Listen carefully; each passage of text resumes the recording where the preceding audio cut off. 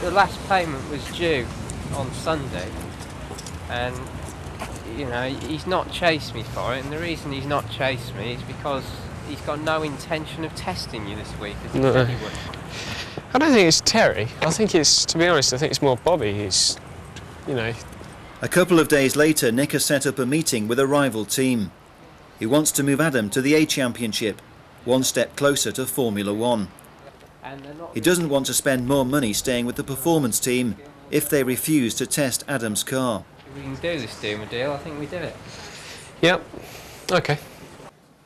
The secret meeting takes place in Nick's sales office, with Juma racing driver Jamie Spence and his team boss Pete. Juma are looking for a driver to be Jamie's teammate. The question is, can Nick find enough cash to clinch the deal? I don't know what you can present to me as a package that can encourage me to convince my partner that it's the way to go. Adam is one of two drivers shortlisted to be Jamie's new teammate.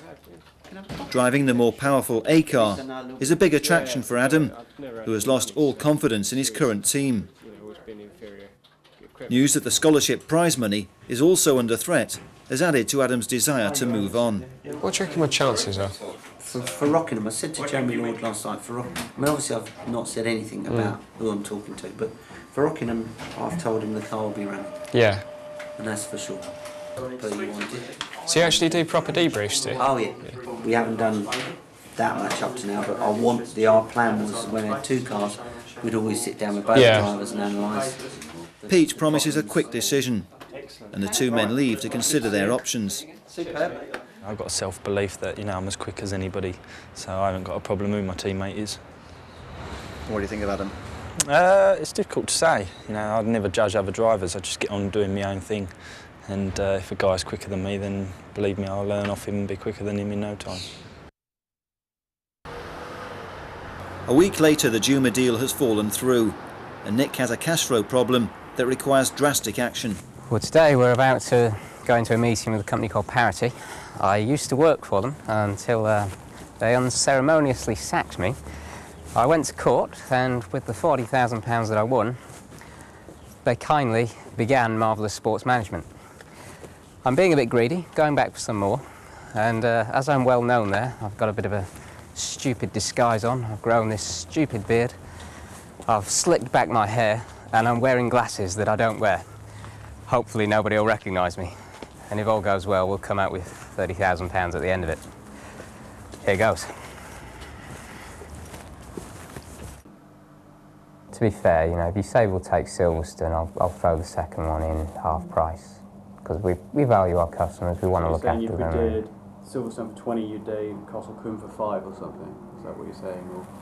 Or Castle Combe, yeah, 20,000 is the standard price. Right. Yeah. Nick's target is £20,000 per race from sponsorship, but Parity only want a small presence on the car.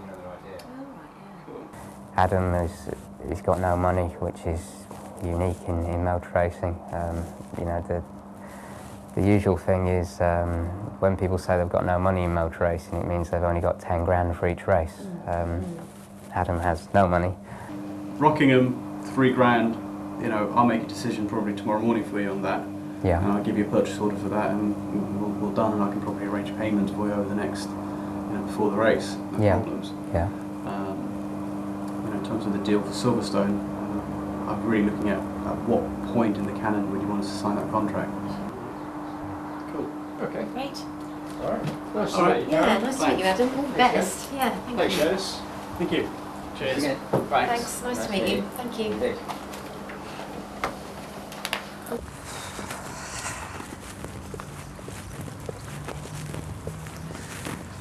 Well, we've just come out of the meeting with Parity.